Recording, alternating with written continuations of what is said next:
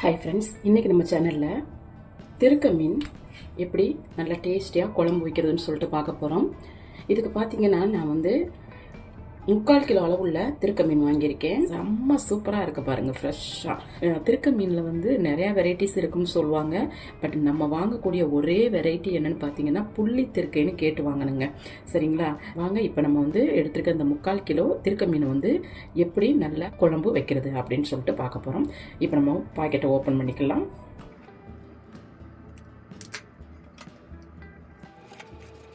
இப்போ நம்ம எடுத்துகிட்டு இந்த 3/4 கிலோ மீனையும் நம்ம குழம்பு வைக்கிறதுக்கு ஏற்ற மாதிரி சின்ன சின்ன பீஸ் எல்லாம் கட் பண்ணி நான் நல்லா கழுகிட்டு வந்துடுறேன். இந்த மீனை கழுகுறது ரொம்ப ரொம்ப முக்கியங்க. குறைஞ்சது 6 டைமுக்கு மேலேயாவது உப்பு மஞ்சள் தூள் போட்டு நல்லா உரசி கழுகி எடுத்துகிட்டு வரணுங்க. நான் கழுகிட்டு உங்களுக்கு காணிக்கிறேன்.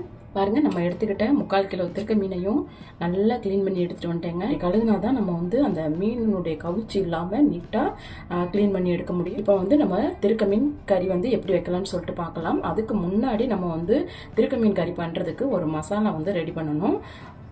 அது என்னன்னு சொல்லிட்டு பார்த்தலாம். அதுக்கு ஒரு மிக்சி ஜார் எடுத்துக்கலாம். மிக்சி ஜார் எடுத்துட்டு அதில் 1 டீஸ்பூன் அளவுக்கு குறுமிளகு சேர்த்துக்கிறேன். நம்ம எடுத்துக்கிறது 3/4 கிலோ திருக்க மீன்னால நான் 1 டீஸ்பூன் எடுத்திருக்கேன். கூடுதலாக இருந்துச்சுன்னா அதுக்கு ஏற்ற மாதிரி நீங்கள் மிளகு எடுத்துக்கோங்க. அதே போல் 1 டீஸ்பூன் சீரகம் எடுத்துக்கிட்டேன்.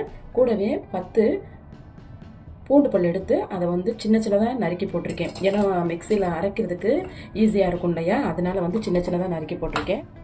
இந்த 3 பொருள் திருக்க மீன் கறி பண்ணும்போது கண்டிப்பாக சேர்த்துக்கணும். இது ரொம்ப நைஸாலாம் அரைக்கணும்னு அவசியம் இல்லை. குறப்பாக அரைச்சாலே போதும். நான் அரைச்சிட்டு வந்துடுறேன். பாருங்கள், நம்ம எடுத்துக்கிட்ட பூண்டு மிளகு ஜீரகம் இது 3ஐயும் நல்லா மிக்சியில் கொடுத்து குறப்பாக அரைச்சிட்டு வந்துட்டோம். வாங்க இப்போ திருக்க மீன் கறி எப்படி பண்ணலான்னு சொல்லிட்டு பார்க்கலாம். திருக்க மீன் குழம்பு வைக்கிறதுக்கு ஒரு கடாயை அடுப்பில் வச்சு நல்லா சூடானதும் 3 டீஸ்பூன் அளவுக்கு எண்ணெய் சேர்த்துக்கிறோம். எண்ணெய் நல்லா சூடாயிடுச்சு. இதில் 1/2 டீஸ்பூன் வெந்தயம். திருக்க மீன் குழம்புக்கு வெந்தயம் கொஞ்சம் கூடுதலாகவே சேர்க்கணும். 1/4 டீஸ்பூன் கடுகு. இது ரெண்டையும் நல்லா வெடிக்க விட்டுருவோம். பாருங்க, வெந்தயமும் கடுகும் நல்லா வெடிச்சு கலர் மாறிடுச்சு. இப்போ ஒரு கைப்பிடி சின்ன வெங்காயம் எடுத்து நறுக்கி வச்சுருக்கேன், அதை சேர்த்துக்கலாம்.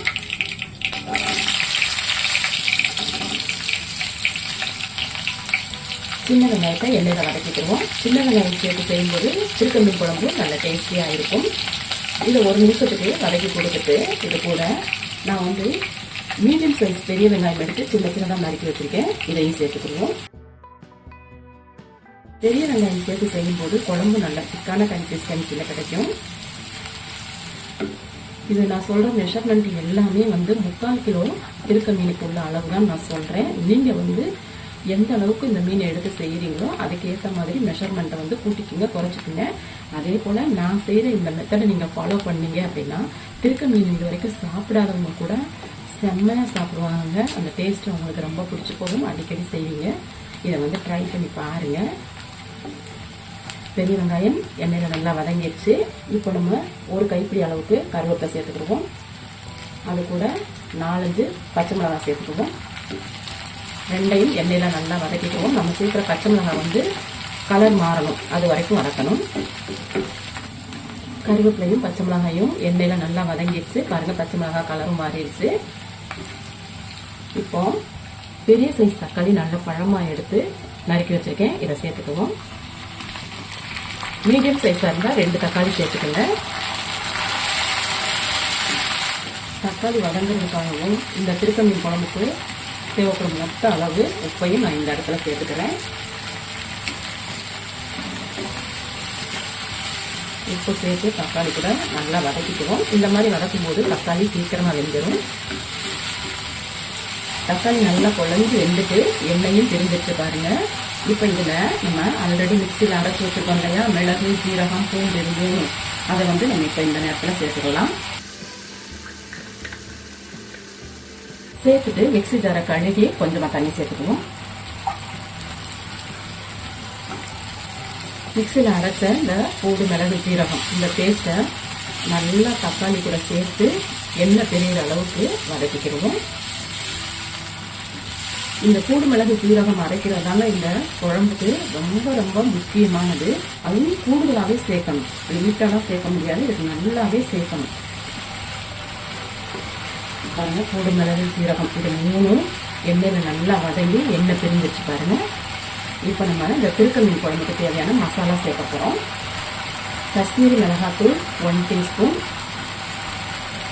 வீட்டிலேயே அரைச்ச குழம்பு மிளகாத்தூள் 2 டீஸ்பூன். இது வந்து 3/4 கிலோ திருக்க மீனுக்கு வந்து நான் 2 டீஸ்பூன் சேர்க்குறேன். நீங்கள் வந்து எடுத்துக்கிற மீனினுடைய அளவை பொறுத்து மிளகாத்தூள் வந்து சேர்த்துக்கோங்க. இப்போ நம்ம சேர்த்துக்கிட்ட காஷ்மீரி மிளகாத்தூளையும் குழம்பு மிளகாத்தூளையும் சேர்த்து நல்லா எண்ணெயில் வதக்கிறோம். மசாலாவுடைய பச்சை வடை போயிட்டு எண்ணெய் பிரியணும், அது வரைக்கும் வதக்கிக்கிறோம். இந்த நேரத்தில் வந்து அடுப்பை குறைச்சி வச்சிடணும். இந்த திருக்க மீன் குழம்புக்கு பார்த்தீங்கன்னா நல்ல காரம் இருக்கணும், அதே சமயத்தில் புளிப்பும் வந்து கொஞ்சம் கூடுதலாக இருக்கணும். பாருங்க, நம்ம சேர்த்துக்கிட்ட குழம்பு மிளகாத்தூளும் காஷ்மீரி மிளகாத்தூளும் எண்ணெயில் வதங்கிட்டு எண்ணெய் வந்து பிரிஞ்சிச்சு பாருங்க. இப்போ இந்த குழம்புக்கு தேவையான புளிக்கரைசல் சேர்த்துக்குவோம். நான் எடுத்துருக்க 3/4 கிலோ திருக்க மீனுக்கு வந்து ஒரு சின்ன எலுமிச்சம்பழம் சைஸுக்கு வந்து புளி ஊற போட்டிருக்கேன். இப்போ நம்ம வந்து புளிக்கரைசலை சேர்த்துக்கலாம். புளித்தண்ணி சேர்த்து நல்லா கலந்துருவோம். நல்லா கலந்து விட்டுட்டு இப்போ இந்த திருக்க மீன் குழம்புக்கு தேவையான தண்ணி சேர்த்துக்குவோம்.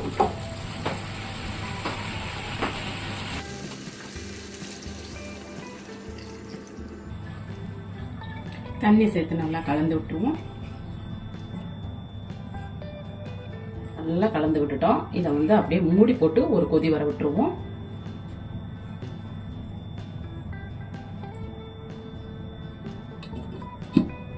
குழம்பு நல்லா கொதிச்சிச்சு பாருங்க. இதை நல்லா கலந்து விட்டுட்டு நம்ம ஆல்ரெடி கிளீன் பண்ணி வச்சிருக்க திருக்க மீன்களை சேர்த்துருவோம். இது சாப்பிட்றதுக்கு அவ்வளோ டேஸ்டா இருக்குங்க. கிட்டத்தட்ட பாத்தீங்கன்னா சிக்கன் சாப்பிட்ற மாதிரியே இருக்கும். இதுல என்ன ஒரு வித்தியாசம்னா இதுல ஒரு நரம்பு இருக்கும். அந்த நரம்பு பாத்தீங்கன்னா நம்ம கடிச்சு சாப்பிடும்போது இன்னும் சாப்பிடணும் தோணுங்க. அந்த அளவுக்கு டேஸ்டா இருக்குங்க. இதுல முள்ளே இருக்காது, அந்த நரம்பு மட்டும்தான்.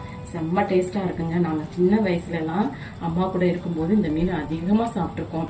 இப்ப வந்து காலப்போக்கில் நம்மளால சாப்பிட முடியல. நான் கத்தார் வந்து இந்த மீன் குழம்பு சாப்பிடணும்னு இருக்கு, அதான் நான் சாப்பிட்றேன். இன்னைக்கு வாங்கி செஞ்சு ஆசாசையா செஞ்சு சாப்பிட போறேங்க. மீனெல்லாம் சேர்த்துட்டோம். இதை நல்லா கலந்து விட்டுருவோம். நல்லா கலந்து விட்டுட்டு மூடி போட்டு ஒரு 10 நிமிஷம் வந்து இதை நல்லா கொதிக்க விட்டுருவோம். மீன் வேகிறதுக்காக மூடி போட்டு 10 நிமிஷத்துக்கு மேலேயே ஆயிடுச்சு. ஓபன் பண்ணி பார்ப்போம்.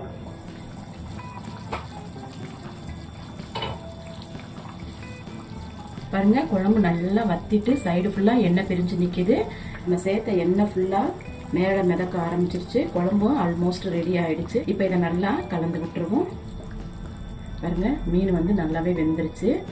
இதை வந்து நல்லா கலந்து விட்டுட்டு 1/4 மூடி அளவு தேங்காய் எடுத்து அதை மிக்சியில் கொடுத்து நல்லா நைஸாக அரைச்சி வச்சிருக்கேன்.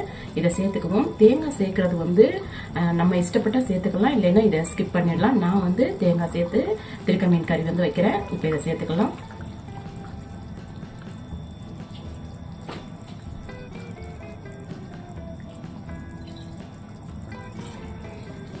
தேங்காய் பேஸ்ட் சேர்த்து நல்லா கலந்து விட்டுருவோம்.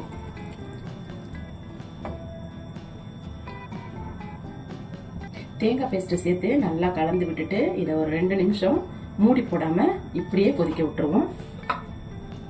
தேங்காய் சேர்த்து நல்லா கொதிச்சுட்டு இருக்க இந்த நேரத்தில் ஒரு தண்டு கருவேப்பிலை இலைகளை சேர்த்துக்கலாம். தேங்காய் பேஸ்ட் சேர்த்து 3 நிமிஷம் ஓப்பன்லேயே கொதிக்க விட்டோம். பாருங்க, நமக்கு இப்போ நல்லாவே எண்ணெய் பிரிஞ்சு குழம்பு ரெடி ஆயிடுச்சு. இப்போ இதை நல்லா கலந்து விடுவோம். பாருங்க, குழம்புல ஆடையும் விழுந்துருச்சு பாருங்க. நல்லா கலந்து விட்டுட்டு இதில் கொஞ்சமா மல்லி இலை சேர்த்துக்குவோம். மல்லி இலை சேர்த்து நல்லா கலந்து விட்டுருவோம். அவ்வளோதாங்க, நமக்கு அருமையான திருக்க மீன் கறி செம்ம டேஸ்ட்ல காரசாரமா ரெடி ஆயிடுச்சு பாருங்க. சாதத்து கூட இதை வச்சு சாப்பிடும்போது அவ்வளோ டேஸ்டியா இருக்குங்க. இட்லிக்கு சூப்பராக இருக்கும், தோசைக்கும் சூப்பராக இருக்கும். இதே போல் நீங்கள் செஞ்சு பாருங்கள். திருக்க மீன் கறி வந்து ரெடி ஆயிடுச்சு. இந்த குழம்பு வந்து இன்னைக்கு சாப்பிட்றத விட நாளை கழிச்சு வச்சு சாப்பிடுவாங்க தெரியுமா கிராமங்களில். அவ்வளோ ஒரு டேஸ்டியாக இருக்குங்க. நான் பண்ணியிருக்கேன் இந்த திருக்க மீன் கறி உங்களுக்கு பிடிச்சிருக்கு அப்படின்னா இந்த வீடியோக்கு ஒரு லைக் கொடுங்க. என்னோட சேனலை சப்ஸ்கிரைப் பண்ணுங்கள், கமெண்ட் பண்ணுங்கள், உங்கள் ஃப்ரெண்ட்ஸுக்கும் ஷேர் பண்ணுங்கள். மீண்டும் இது போல் நல்லதொரு ரெசிபியில் உங்களை சந்திக்கிறேன். அது வரைக்கும் நன்றி, வணக்கம்.